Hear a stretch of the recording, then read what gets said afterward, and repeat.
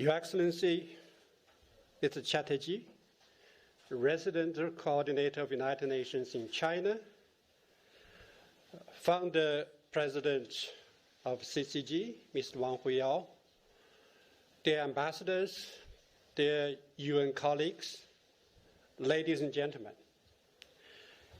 good afternoon.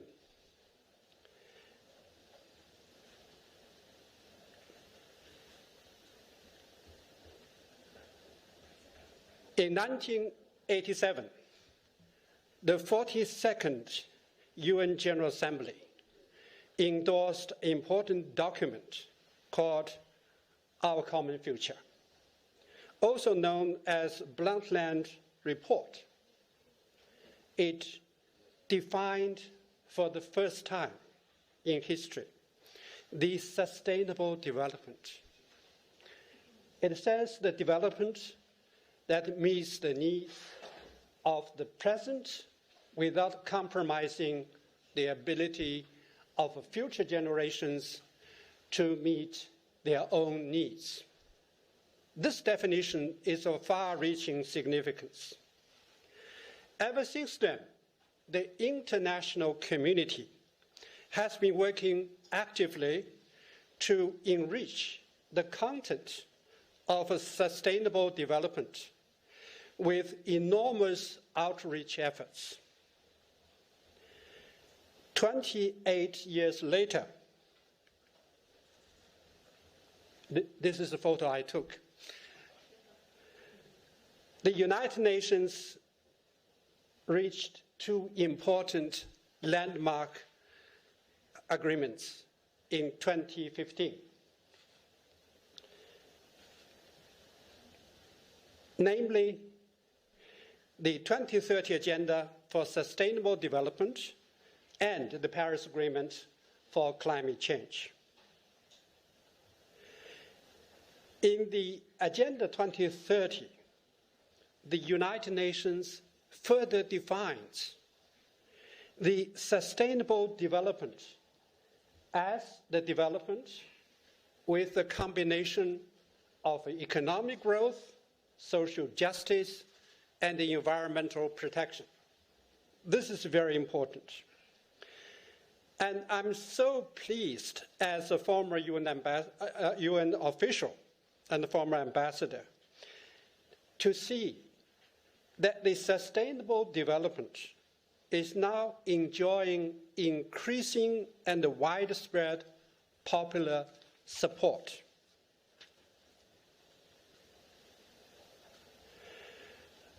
Ladies and gentlemen, as Mr. Chatterjee mentioned, this year is really extraordinary for our Chinese people. It marks the centennial of the Communist Party of China, and it celebrates the 50th anniversary of the restoration of People's Republic of China's lawful seats in the United Nations. Over the past 50 years, China has successfully moved from a poor country to the world's second largest economy. China has been sharing COVID response experience with the rest of the world, while sent large quantity of supplies, vaccines, and medicines to other countries. China also successfully met the UN Millennium Development Goals. The Chinese people, as mentioned before, now enjoyed moderately prosperous living standards, with unprecedented eradication of poverty in China this year. China has reached SDG 1, 10 years ahead of schedule, thus contributed over 70% of the global poverty eradication. Ladies and gentlemen, now China has become a very important country in the world. As Secretary General Antonio Guterres said just recently, in the decades since, China has become an increasingly important contributor to the work of the organization and a major pillar of international cooperation. Well, ladies and gentlemen, the COVID-19 is threatening all of us, our health, destroying our economies and livelihoods, and deepening poverty and inequalities. Thus, the virus is threatening our very existence.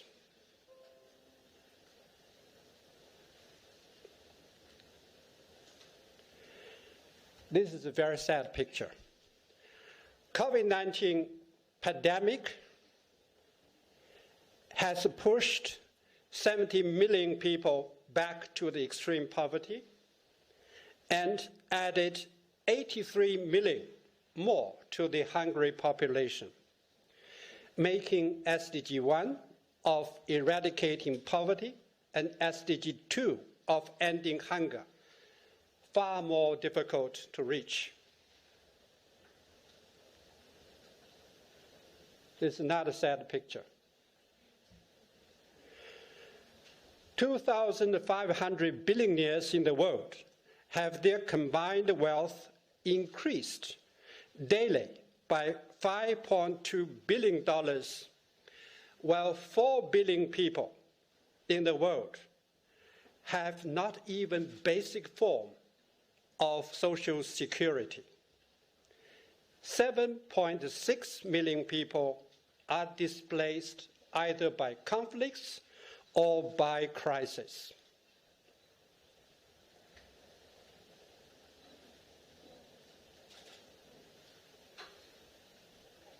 A lot of smoke.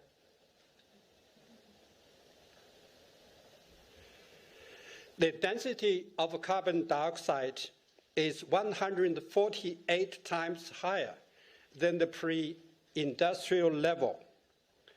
1 billion species in the world are in danger of extinction, while 10 million hectares of forests are lost every year. We are now, ladies and gentlemen, on the fringes of disaster, and the window of our hope is closing on us very fast.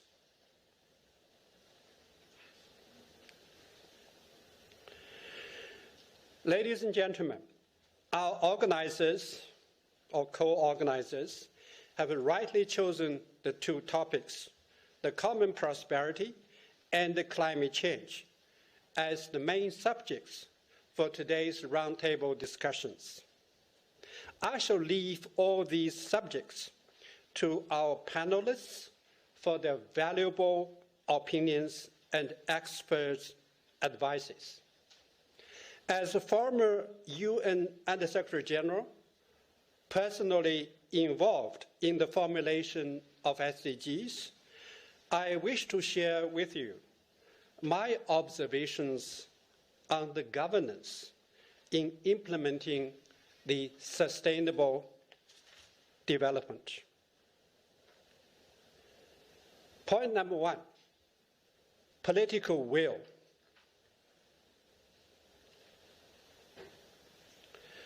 The will must be people-oriented.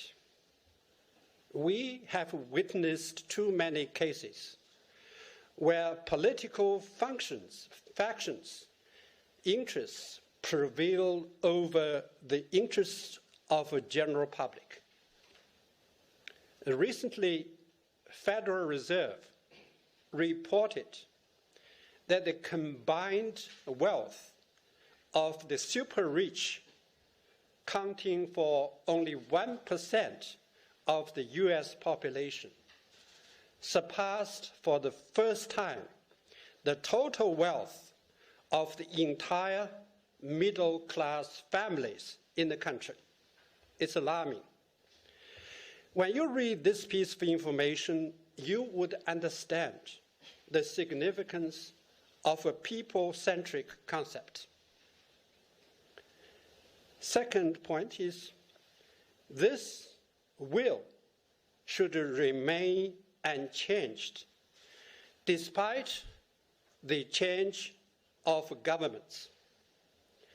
The recent change of US governments is case in point. We all know how much damage could be done to SDG implementation and climate change efforts.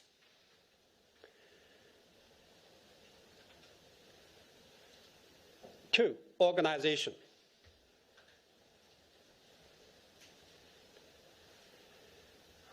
Point number one, localization. SDGs, although internationally agreed, are not, I emphasize, are not legally binding. Therefore, they should be incorporated into the national development strategies for better implementation. In 2015, soon after the United Nations endorsed the Agenda 2030, President Xi in New York publicly announced that China will incorporate all the SDGs, the 17 goals, into China's 13th five-year plan. Second, cross-cutting. All SDGs are all cross-cutting in nature. Therefore, they called for trans-ministerial coordination. China had put in place a cross-sector mechanism composed of 47 ministries for SDG implementation in China, starting from 2016. Third minor point is field operation. The Chinese government sent 250,000 task teams with 5 million officials, village relief operation. As we know, by the end of last year, nearly 100 million people in poverty has been helped. Now they have been helped out of poverty successfully. 3, accountability. This is another photo I took in Guizhou. This shows the river chief system. You have detailed responsibilities. Now, the third point I would like to address is accountability. 2 minor points. One is division of responsibilities. All Chinese government officials and agencies have their specific responsibilities. In addition, China also invented river and lake chief systems to ensure all river and lakes are under supervision and well managed. The second point is disciplinary sanctions. Those failing to perform their duties shall be disciplined accordingly. Since the Delta variant broke out, China had more than 100 officials accountable for neglecting their duties, and no patients died. While in another developed country, which is very large, none in default is held accountable. More than 50,000 patients died. The sharp difference is obvious.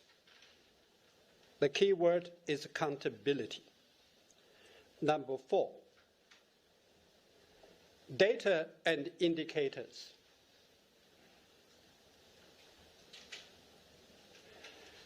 The basic data is what we need to start with. At this moment in the world, more than 100 countries have no accurate birth and death registration. And over 77 countries have no sufficient information on poverty. We can see very clearly, without basic data, there will be no SDGs. Second, disaggregated data. This is highly necessary if we want to have a focused relief efforts.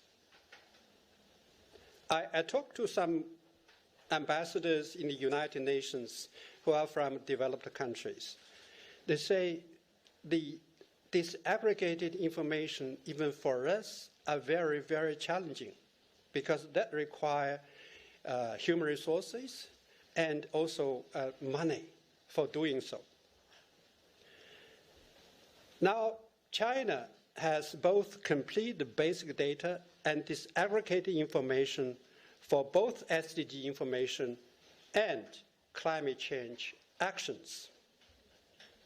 Number 3, indicators.